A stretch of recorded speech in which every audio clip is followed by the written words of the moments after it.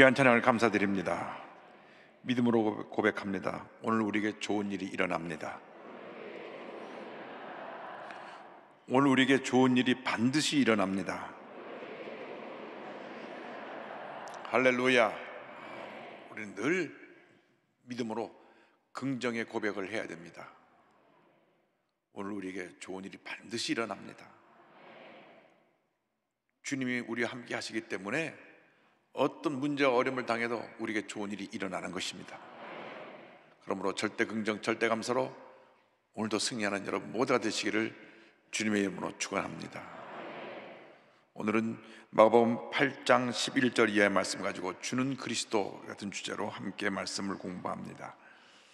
먼저 표적을 구하는 세대에 대해서 11절로 13절까지 말씀이 나옵니다. 함께 보겠습니다.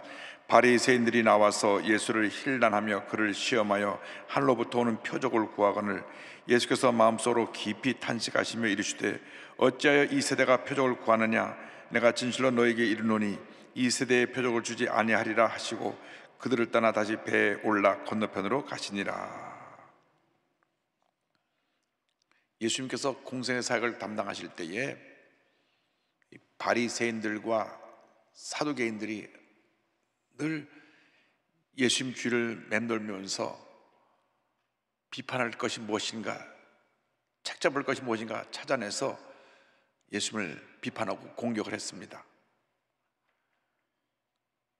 왜냐하면 예수님 오시기 전에는 모든 권력을 이 사두개인하고 바리새인이 쥐고 있었는데 예수님 오신 후에 군중들의 마음이 싹 예수님께로 가버리니까 저들이 놀라고 자기들이 가진 기득권을 빼앗길까 봐 한편으로는 두려워하면서 예수님을 어떻게 하든지 공격하고 예수님을 무너뜨리려고 했습니다. 사두개인들은 정치적인 기득권을 갖고 있는 그러한 집단이고 바리새인은 종교적인 기득권을 갖고 있는 집단이 돼서 늘 둘이 갈등이 있었지만은 예수님에 대해서는 둘이 같이 손을 잡고 예수님을 공격을 했습니다. 그래서 예수님께 나와서 표적을 보여주시오. 표적을 보여줘야 우리가 당신을 인정하겠소. 하늘로부터, 하늘이라고 하는 것은 하나님으로부터 내려온 표적을 우리에게 보여주시오 얘기를 했을 때 예수님이 단호히 거절했습니다. 내가 너희들이 어떤 표적을 보여주는 어떤 기적을 행하는 말사 같은 사람으로 온 것이 아니라 온 인류를 구원하기 위한 구세주로 오셨기 때문에 너희들의 요구에 내가 응하지 않는다. 우리가 예수를 믿을 때 표적을 보고 예수를 믿는 것이 아니라 예수님이 구세주가 되시기 때문에 예수를 믿어야 하는 것입니다. 출발의 동기가 내가 복을 받으면, 병을 고치면, 내가 표적을 하나라도 보고 확인하면 예수 믿겠다 하게 될 때 신앙의 기초가 잘못 쌓입니다. 예수님 나의 구세주라는 것을 믿고 신앙의 기초를 쌓아야 되는데 그 축복, 기적, 병 고침에다 기초를 쌓으면 그 복을 받고 난 다음에는 내가 얻을 것 다 얻었으니까 이기주의적인 우리들이 그것을 가지고 세상으로 나가버릴 수가 있습니다. 그렇기 때문에 철저히 우리 신앙은 첫째도 예수님, 둘째도 예수님, 마지막도 예수님. 할렐루야.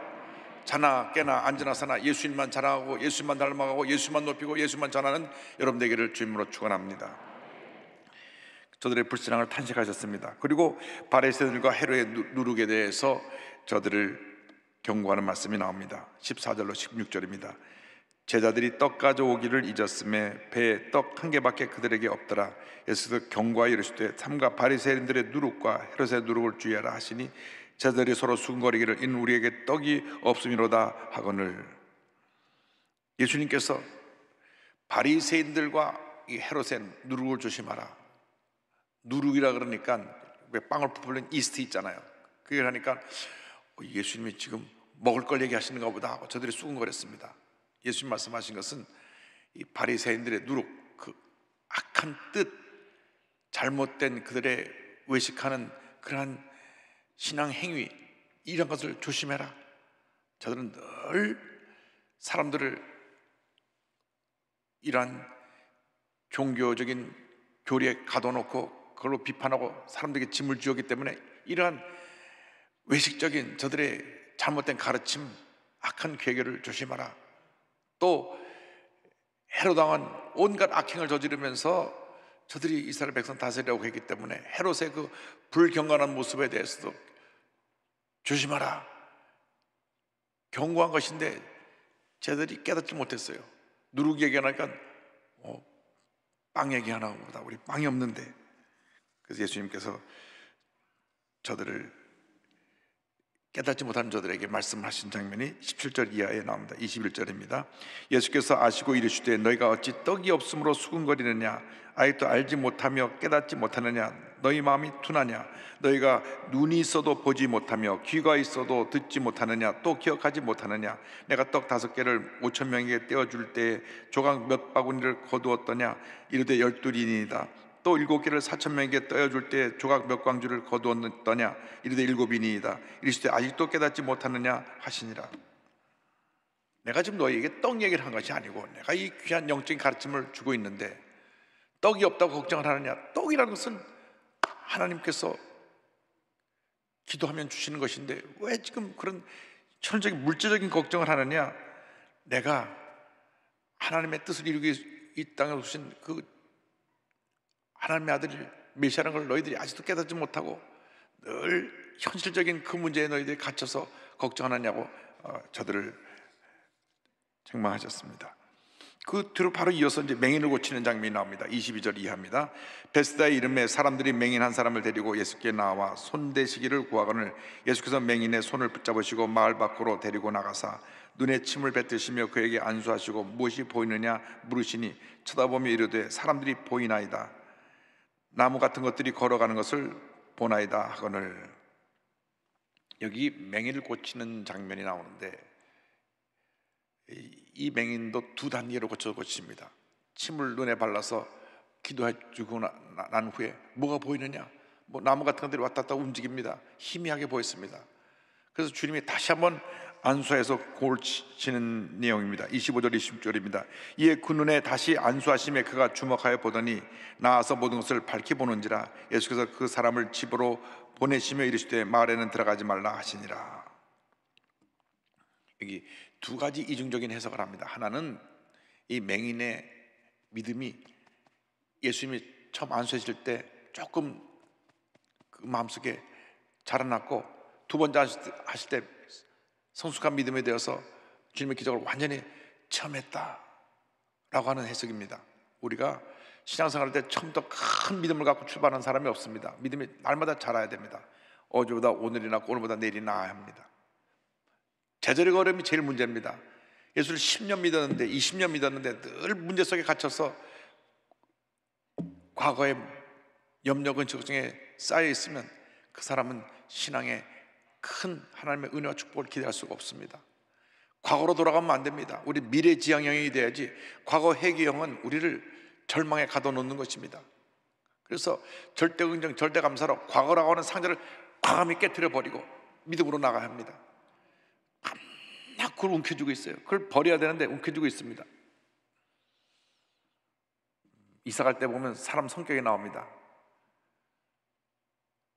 어디를 이사 가더라도 한번 펼쳐보지 않은 걸 다 꽁지꽁지 다 싸가고 또 가져가고 또 가져가고 또 갖다 쌓아놓습니다.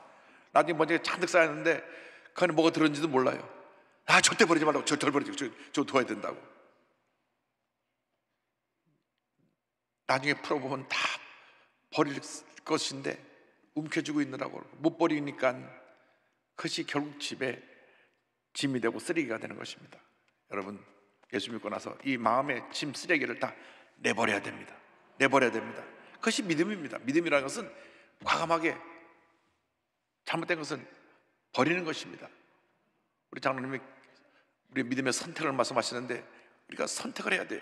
버려야 될 것은 버리고 취해야 될 것은 취해야 되는데 늘 우리가 다 쥐고 있어요.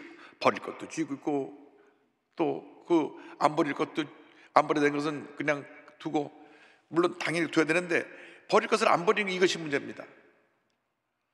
옛날에 보면 우리 나이 많은 어르신들이 모여서 잔치라고 나면은 바리바리 싸고 옵니다. 그런데 그걸 또 그때 냉장고가 없으니까 저 위에 어딘가 이렇게 구석에 다 집어넣고 잊어버리세요. 한참 지나고 나면 거기 보면 곰팡이 쓰거든요 나옵니다. 꽃감도 곰팡이 썰고 떡도 곰팡이 썰고, 아이고 아까운 게 있었네, 아이고. 그래서 버립니다. 여러분, 혹시 여러분의 품고 있는 곰팡이 썩은 것들이 있지 않습니까? 다 버리시기 바랍니다. 버리세요. 그리고 요즘처럼 풍요로운 시대에 또 가서 바리바리 싸우고 또 여기다 찔러놓고 하지 말고, 우리는 이제는 과감하게 버릴 수 있는 은혜가 있게 되기를 바랍니다. 동시에 또 한 가지 해석은, 예수님의 제자들이 아직도 예수님을 희미하게 모르니까 예수님의 제자를 바로 깨닫게 그러한 2단계 거쳐서 고친 것을 보면서 그들의 믿음이 성장하도록 하기 위해서 했다고 하는 그런 해석도 있습니다. 어쨌든 예수님이 말씀 한마디로 고칠 수 있는 그 병도 이렇게 2단계를 고쳐서 병을 고치셔서 완전하게 그를 회복시켜 주셨습니다. 결과는 완전한 회복입니다. 예수 믿고 나서 완전하게 회복되어야 됩니다. 희미하게 나무가 왔다 갔다 하는 것처럼 중간쯤 회복되면 이것이 문제입니다. 이런 사람들이 교회 내에서 문제를 일으키고 어지럽게 만드는 것입니다. 주님 안에서 완전한 회복 있기를 주님의 이름으로 축원합니다. 이제 그 다음에 가서 베드로의 신앙 고백이 나옵니다. 굉장히 중요한 이제 메시지가 여기 담겨 있습니다. 27절 28절입니다. 예수와 제자들이 빌립보 가이사랴 여러 마을로 나가실새 길에서 제자들을 물어 이르시되 사람들이 나를 누구라고 하느냐? 제자들이 여짜와 이르되 침례 요한이라 하고 더러는 엘리야 더러는 선지자 중에 하나라 하나이다. 일반적으로 예수님을 어떻게 이해했느냐? 세 종류의 사람으로 이제 이해를 했는데, 하나는 침례요한 같은 사람이다. 침례요한이 큰 영향을 끼치고 많은 사람이 와서 회개하고 침례를 받았기 때문에 침례요한 같은 선지자이다. 둘째는 엘리야 같은 위대한 선지자이다. 메시아 오기 전에 엘리야가 온다고 하는 성경의 말씀 구약이 있기 때문에 실제로 엘리야 역할을 한 사람이 침례요한인데, 일반 사람들은 침례요한 같은 사람이 아니냐, 엘리야 같은 사람이 아니냐, 예수님을 메시아 그대로 이해하지 못하고 메시아 전에 오셔서 그 길을 준비하는, 그 다음에 세 번째로 여러 선지자 중에 한 사람입니다, 이렇게 이해를 했습니다. 그것을 물어본 장소가 어디냐면 가이사랴 빌립보입니다. 가이사랴 빌립보인데, 북한에서 오신 분들은 이 가이사랴 빌립보라고 하는 말이 나오면 북한 사투리로 조금 착각을 합니다. 가이사랴라는 말을 북한 사투리로 바이사랴라는 말은 뭐냐면 개, 멍멍이 사러 빌립보에 가졌다. 가이사랴 빌립보. 그래서 왜 예수님이 빌립보에 개를 사러 가셨나, 그렇게 해서 어릴 적에 웃은 적이 있는데, 그러니까 잊어버리지 않죠. 가이사랴 빌립보. 거기서 무슨 놀라운 일이 있었냐면 베드로가 주는 그리스도라는 고백을 한 것입니다. 어디라고요? 가이사랴 빌립보. 멍멍이 사러 간 게 아니고 지역 이름이 가이사랴입니다. 가이사랴라고 하는 말은 가이사, 시저의가 세운 도시가, 그래서 황제가 세운 도시라면서 가이사랴라고 붙인 것이지, 우리 한국 북한식 사투리로 가이사랴에서 거기 왜 개 사러 가셨대, 그거 아닙니다. 그러니까 가이사랴 빌립보인데, 자 29절에서 32절입니다. 거기서 이 놀라운 고백이 나옵니다. 또 물으시되 너희는 나를 누구라 하느냐? 베드로가 대답하여 이르되 주는 그리스도 신이이다 하매 이에 자기 일을 아무에게도 말하지 말라 경고하시고, 인자가 많은 고난을 받고 장로들과 대제사장들과 서기관들에게 버림받아 죽임을 당하고 사흘 만에 살아나야 할 것을 비로소 그들에게 가르치시되. 베드로가 고백합니다. 주는 그리스도시요 살아계신 하나님의 아들이십니다. 이것은 베드로가 성령의 감동을 받아서 말한 것이지만은 마태복음에 보면 하나님께서 그렇게 고백하게 하셨다, 예수님 말씀하십니다. 마태복음 16장 17절입니다. 예수께서 대답하여 이르시되 바요나 시몬아 내가 복이 있도다. 이를 내게 알게 하는 이는 혈육이 아니요 하늘에 계신 내 아버지이시니라. 할렐루야. 그래서 예수님이 그리스도가 되심을 고백하니까 예수님이 이 땅에 오신 목적을 설명합니다. 내가 이제 세상 죄를 짊어지고 십자가 달려 죽고 그리고 부활하여야 할 것이다. 이 말 듣자마자 베드로가 항변했다 그랬습니다. 절대 그런 일이 있어서는 안 됩니다. 어떻게 예수님이 죽으시고 그 고난을 당할 수가 있습니까? 부활에 대해서는 생각도 못하고 죽는 것에 대해서만 베드로가 반대를 했습니다. 32절 33절입니다.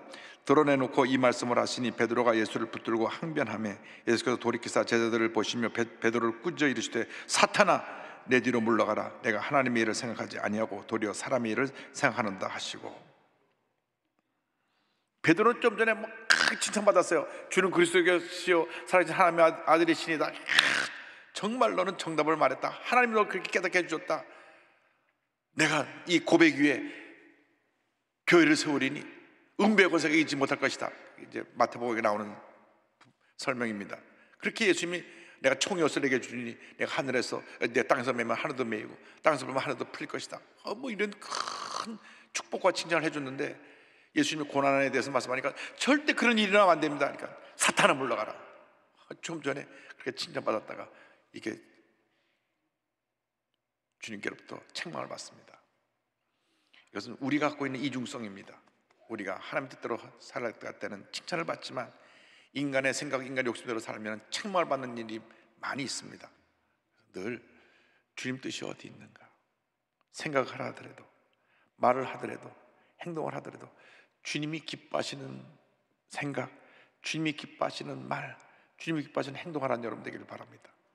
이 나라고 하는 것은 굉장히 이기적이고 고집불통이고 자기밖에 몰라요. 그러니까 내가 하자는 대로 하다 보면 늘 부딪히고 실수할 수밖에 없습니다. 그래서 베드로가 자기에게 했다가 야단 시컷 맞았습니다. 여러분, 우리가 늘 인간의 생각이 아니라 하나님의 뜻, 하나님의 생각을 따라가는 주님의 일꾼들이 되기를 바랍니다. 그리고 나서 제자의 길을 말씀하십니다. 제자의 길. 이 마가복음 8장 34절은 매우 중요한 말씀이기 때문에 8장 34절부터 이제 38절까지 다 같이 보겠습니다. 무리와 제자들을 불러 이르시되 누구든지 나를 따라오려거든 자기를 부인하고 자기 십자가를 지고 나를 따를 것이니라. 누구든지 자기 목숨을 구원하고자 하면 잃을 것이요 누구든지 나와 복음을 위하여 자기 목숨을 잃으면 구원하리라. 사람이 만일 온천을 얻고도 자기 목숨을 잃으면 무엇이 유익하리요? 사람이 무엇을 주고 자기 목숨과 바꾸겠느냐? 누구든지 이 음란하고 죄 많은 세대에서 나와 내 말을 부끄러워하면 인자도 하나님 아버지의 영광으로 거룩한 천사들과 함께 올 때 그 사람을 부끄러워하리라. 자, 제자의 길을 말씀하십니다. 우리가 일상 살아가는 동안 예수 믿고 나서 제자의 길을 가야 됩니다. 제자의 길. 왜냐하면 마태복음에 보면 28장 18절 이후에 모든 민족을 제자로 삼으라 그랬어요. 그러니까 우리가 예수 믿는 단계는 기본적인 단계지만 예수 믿고 난 다음엔 제자의 삶을 살아야 됩니다. 제자의 삶. 일생이 제자의 삶을 살아야 됩니다. 제자의 삶은 세 가지입니다. 첫째가 자기를 부인하고, 두 번째가 자기 십자가를 지고, 세 번째가 예수님을 따르는 것입니다. 첫 번째에서 걸립니다. 날마다 자기를 부인하고, 이게 여기서 걸려요. 한번 따라주세요. 나는 아무것도 아닙니다. 이게 제자의 길의 첫 번째 걸음입니다. 첫 번째 걸음. 근데 이거 여기서 다 걸려요. 내가 아무것도 아닌 내가 어떤 존재인데 날 무시해? 우리 사람들이 무시를 당하면요 분노해요. 날 무시했다. 날 알아주지 않았다.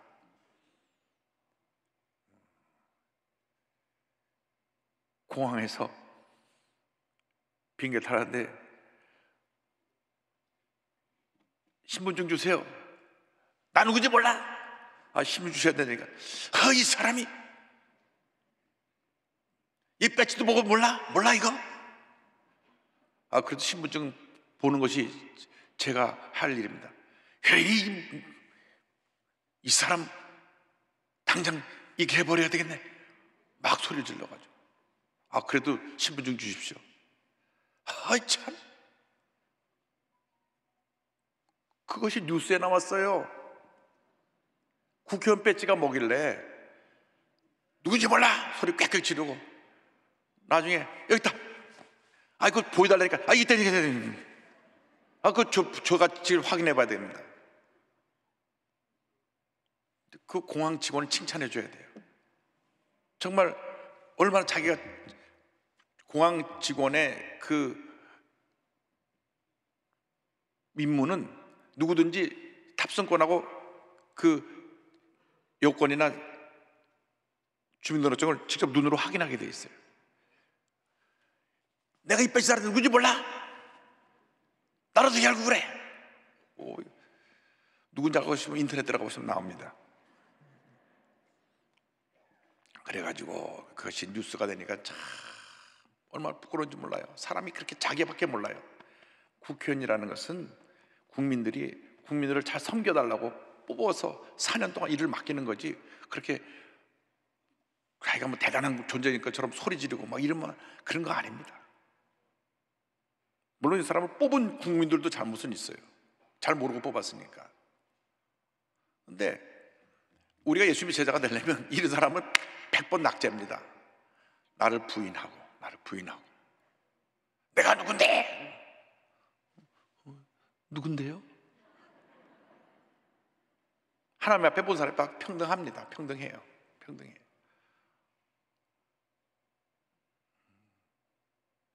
그렇게 되면 안 됩니다. 우리 장로님 지금 책을 보니까요, 미술관에 들어가려고 하는데 입장료 몇천 원 안 되는데 그 돈 안 내려고 내가 누군데? 나 표를 공짜로 안 준다고 소리 지르는 사람이 있었다 그래요.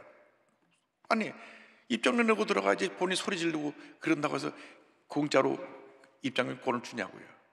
근데 예수 믿는 사람은 그렇게 하면 안 됩니다. 나는 아무것도 아닙니다. 예수님만 나의 모든 것 되십니다. 온유와 겸손으로 주님을 섬길 때 하나님 복이 많은 것입니다. 북한에 내려서 온 장기려 박사님 평생 동안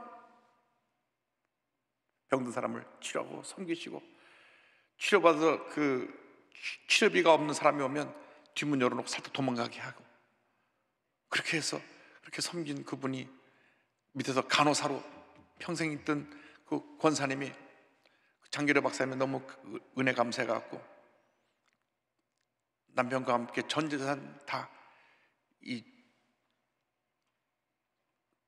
학생들, 어린 자녀들 돌보는 하이 패밀리 거기다가 17억을 다 기증을 해가지고 오늘 뉴스에 크게 났어요. 그러니까 평생 모은 걸 이제 그만큼 내가 사랑을 받고 내가 이렇게 주님의 은혜를 체험했으니까 이제는 이것을 또 나보다 더 어려운 사람을 도와주기를 원합니다. 평생 모았던 재산을 기탁을 해서 그 하이 패밀리 그 파운데이션에서 그걸 가지고 이제 그 여러 가지 필요한 시설을 만들어서 거기서 또 학생, 젊은 사람들, 또 나이 많은 어르신들 섬기고 하는 그런 일을 하게 된다고 하는 기사가 나왔습니다. 그래서 나를 부인하고라고 하는 이 은혜가 우리에게 있어야 됩니다. 이 세상 살아가는 동안 나는 아무것도 아닙니다 하면 주님이 우리를 높여주십니다. 내가 뭐라고 하면 주님이 오히려 우리를 낮추시는 것입니다. 그래서 복받는 길을 찾으라. 자기를 부인하고, 절대 여러분이 잘났다고 생각하면 안 돼요. 나는 아무것도 아닙니다. 나는 죄덩어리인데 날 구원해서 하나님의 자녀가 됐습니다. 감사합니다. 나를 부인하고, 두 번째로 자기 십자가를 지고. 여러분, 주님을 섬길 때는 고난과 희생이 따릅니다. 교회를 섬길 때 고난과 희생이 없으면 교회를 섬길 수가 없습니다. 우리 교회가 이렇게 성도가 많은 성도가 들어오고 나가고, 매 주일마다 주차, 또 성도들이 들어오고 나가고, 또 코로나19 때문에 거리 띄어두기 하고 뭐 일일이 체크하고, 이거 남녀성계가 기쁨으로 와서 감사함으로 와서 봉사하기 때문에 우리 교회가 질서 있게 탁탁탁 하고 지금까지 이 코로나19로 이렇게 오랫동안 오면서 교회 내 확진자가 한 명도 안 나오게 된 것은 바로 이 같은 하나님의 은혜인 것입니다. 그 섬김의 은혜, 그 십자가예요. 주일날은 그냥 아침부터 저녁까지 평소보다 더 많은 시간을 교회에 나와서 희생하고 헌신해야 되고, 저녁이 되면 막 파김치가 되어 들어오시지만 기쁜 거예요. 왜? 주님이 일을 시키셔서 주님 일을 하기 때문에.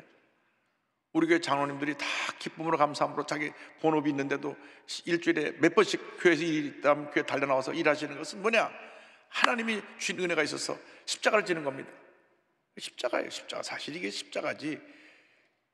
교회 장로님들이 장로님 돼서 굉장히 교회에서 귀한 직분을 받았다 이렇게 생각하지만 또 한편으로 그만큼 십자가를 지는 겁니다. 교회의 모든 문제와 어려움을 다 짊어지고 저같이 그 문제를 해결해 나가야 돼요. 아크논 소방에는 어떻게 하든지 막 교회를 흔들고 교회의 성도들이 흩어지게 하고 시험에 들게 하고 싸움하게 만드는 것이 마귀 역사입니다. 마귀 역사는 싸우는 역사. 성령의 역사는 그 싸움을 화해시키고 하나 되게 만드는 역사. 할렐루야. 그래서 첫 번째는 우리가 제자의 길을 가려면 나라고 하는 존재가 십자가에 못 박아서 사라지고 난 아무것도 아닙니다. 둘째로 내가 주님에서 십자가를 지는 것입니다. 내가 주님에서 시간을 바치고 물질을 바치고 내 재능을 바치고 헌신하여 수고하는 것이 우리의 제자의 길입니다. 세 번째가 우리가 잊지 말아야 될 것은 누구를 따라가느냐? 예수님을 따라가야 되는 것입니다. 저는 예수님을 소개하는 안내자입니다. 안내. 왜? 단체 여행 가면 여행 가이드가 있습니다. 여행 가이드가 이곳은 지금 어디입니다, 이곳은 어디입니다 하면서 쭉 가는 지역을 소개해주고 일정을 소개해주고 하는데, 제가 여행 가이드예요. 하늘나라 갈 때까지 천국 여행을 가기 위해서 여러분을 인도하는 가이드고, 내가 직접 여러분을 어디까지 데려다 되느냐, 예수님 계신 천국까지 여러분을 모시고 하는 것이 제 사명입니다. 그래서 저는 예수님을 따라가고 예수님을 알리고 예수님을 전하는 신앙생활의 가이드지, 제가 어떠한 이유로도 뭐 이렇게 존경을 받고 칭찬받고 박수갈채를 받을 그런 대상이 아닙니다. 그 대상은 내 뒤에 계신 우리 예수님입니다. 예수님만이 홀로 높임 받으시고 홀로 박수갈채를 받으시고 존경을 받으시면 이 교회는 만세만석에 서게 되는 것입니다. 이 같은 은혜가 여러분 모두에게 있게 되기를 주님으로 축원합니다. 기도하겠습니다. 사랑과 은혜와 자비가 무한하신 하나님 아버지, 우리가 참 제자의 길을 가게 하여 주옵소서. 날마다 자기를 부인하고 십자가를 지고 예수님만 따라가는 저희 모두가 되게 하여 주시옵소서. 예수님의 이름으로 기도 올리옵나이다. 아멘.